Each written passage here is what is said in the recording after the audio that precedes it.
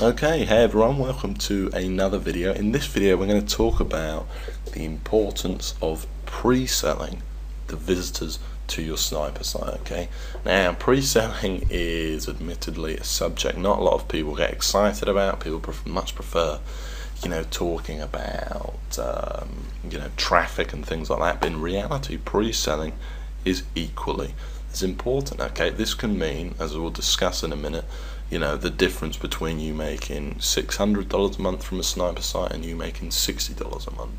Okay, because it means the percentage of people that come to your sniper site that will actually go on to buy the product you're recommending.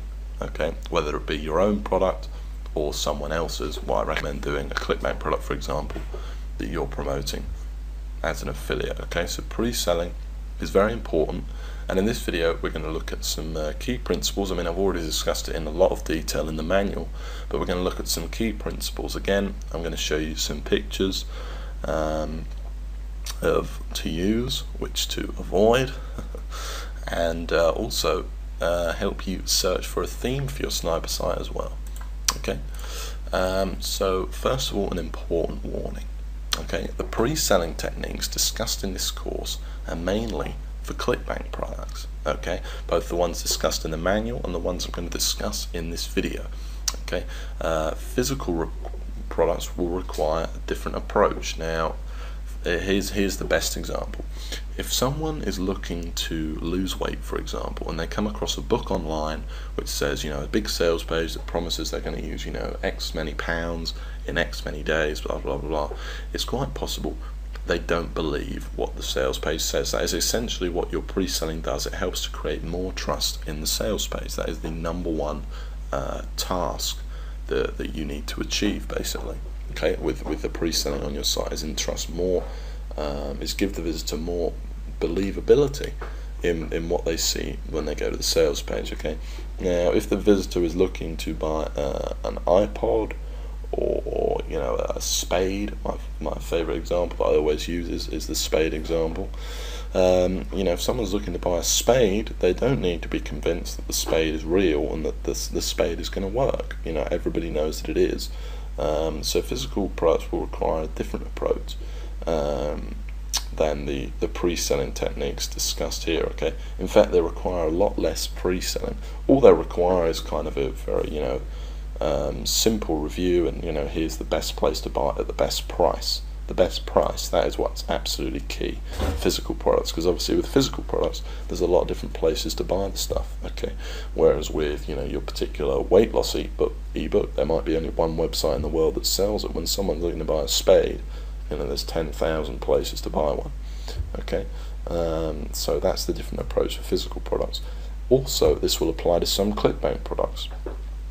For example, the government records niche. Okay, now for those of you that don't know, this is a product whereby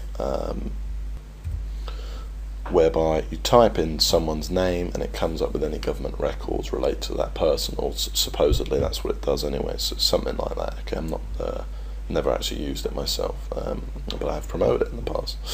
And essentially, because it's kind of a how can I explain this? That the person doesn't need to be convinced that it's going to work, because when they go to the website it's just a search button and they just enter the name and some stuff comes up. Basically, it requires a lot less pre-selling than selling an ebook, for example. Okay, so I hope that makes sense. The same with some of the softwares that come with a free trial. So for example, you might be promoting a driver robot. Okay, and this is the thing that automatically updates the drivers on someone's computer. Okay, every computer has these things called drivers, which I don't know exactly what they do. I'm not very tech savvy, as many of you will know. But anyway, yeah, what the robot does is update them. Okay, automatically. It's a paid product, but it offers a free trial. Now, when something offers a free trial, obviously someone doesn't have to be super convinced in order to take a free trial, because it is by design free. Okay, so these pre-selling techniques in the course are mainly for ClickBank products. When promoting other things, CPA offers as well, you're going to require a lot less pre-selling. Okay. Now for some important tips. Okay, And ignore this at your peril, because if you don't do this, you're going to be screwed, and everyone is just going to arrive on your website and leave straight away. And this is the crucial understanding that pre-selling is not selling. You are not selling the prospect. You're not. It's not a hard sell. You're not like, now you need to, enter your credit card or forever be doomed and stuff like that. Okay, that is the job of the sales page. That is not your job. All you're doing is you're trying to, first of all, get them to visit the sales page, and second of all, have a kind of a more trusting, sort of warm buying mood when they do. Okay, so you're not actually selling them, you're pre-selling them on what they're about to see. Okay, now ignoring this alone could mean the difference. Well, it could mean a lot more of a difference, but between $200 and $600 a month. I'll give you a recent example. It wasn't 200 and 600, but I had a site that was making, I think, around 300 and, funny enough, I think it was $310 a month. And then I actually changed all the posts. Actually, no, I changed the final post, okay, which is the important pre-selling post. That was the only post I changed. It took me, so as not to affect the search engine position too much of the site. I only changed that post, and I changed the theme, I think, as well. And yeah, and it went from $310 a month to, I think, around $550 a month. Okay. And then, that took literally about half an hour's work. Okay, so, pre-selling, get pre-selling right, and it's really going to help your site and going to make you a lot more money. And that's just one site. Imagine across your entire network or across your entire empire of sites. Okay, but remember, it's not selling. And another thing is give value to the visitor and pre-sell them at the same time. Okay, so we're not just pre-selling them and thing, we're also kind of answering their questions. So here's an example. If someone searches for how to get a six-pack and they come across your website, you're also going to want to give some value to them, kind of explaining the process you might have gone through of how to get a six-pack, or what you found out online, some helpful tips, while at the same time pre-selling them on the product you've chosen to promote. Okay, you want to do both at the same time. That's really important. Okay, if you're just seen as selling them, then the person's going to get bored by your website and they're just going to leave. Okay, so they do need to get some value as well in your writing. Okay, now the key, the big word in pre-selling, for me anyway, the number one thing you need to bear in mind, the number one concept is congruence. Okay, your theme, everything must fit together. Okay, everything must fit together. The key word you're targeting must fit together with when the visitor arrives on your site.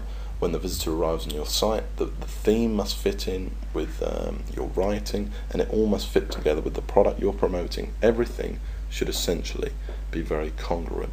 Okay, so your theme must fit your story and your target audience. Okay, now the theme you choose, so let's say I was selling a gaming product, okay, or a programming product to a computer programmer. I might have a sort of technically impressive site.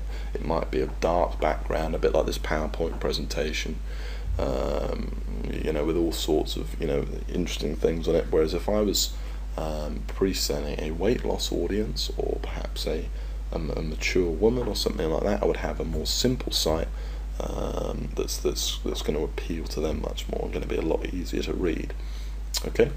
The next thing is that pictures will impact conversions.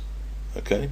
Now we're going to discuss pictures in a moment, but it's important to have a great picture of you. Okay, you want it to be a headshot of you. You don't want it to be too professional, but you do want it to be professional. Okay, now too professional means like, when you've hired a professional photographer to photograph you and nothing screams I'm going to sell you something like that. Okay, so it wants to be kind of a good photo of you, a good smiling photo of you, but not actually professionally produced. The other thing is you want to make your About Me page good. Okay, now a lot of visitors, way more than you think, will actually go to your About Me page searching to find more about you. Okay, so they'll be on your website, they'll be reading your story as a reviewer, and they may not actually believe what you're saying, and will click on the About Me page, or the About Us, or whatever you want to call it, to find out, you know, more about you, if you're kind of true to your word and things like that. And basically, if you make that good, it can really help. Okay, it's going to really increase trust, and if you increase trust in what you're saying, you're ultimately going to sell more of the product you're promoting, because people are going to trust what you're talking about. So make your About Me page good, make it long, have another picture of you on the About Me page, explain, this is all in the manual, but explain, you know, why you've created the site, explain what you're hoping to get out of it. You know, don't just say I'm hoping to make a load of money from recommending a product. Okay, and hopefully you're not as well. Hopefully you're looking to provide some real value anyway. And yeah, so make your About Me page good. You know, put in some work there. Quite a few people will actually visit your About Me page, but there's a lot more about that in the manual. Okay, so now let's look at some themes and also some photos that you could use for your website, for your sniper site. Okay, so this is a photo I use very often on my sniper sites. Okay, so you remember, you're going to have your photo in the right hand side in that sort of in that little who am I bar, okay, on the right hand side, and you're also going to have it on your About Me page, so it's going to be visible in quite a few places. Now, I like this photo because it's not professionally done in any way. I actually think my mum took this photo, but you can see I'm in a suit. You know, I look kind of like an authority reviewer, which is generally the look we're trying to go for here. And you know, people in suits always look more trustworthy. I'm kind of smiling, and it's just generally a good kind of picture to have. Okay, you can clearly see my face, which is also very important. Another one I use a lot is this photo here. Okay, which is not professionally done either by any means. This makes me look friendly and trustworthy, and is kind of a more relaxed one.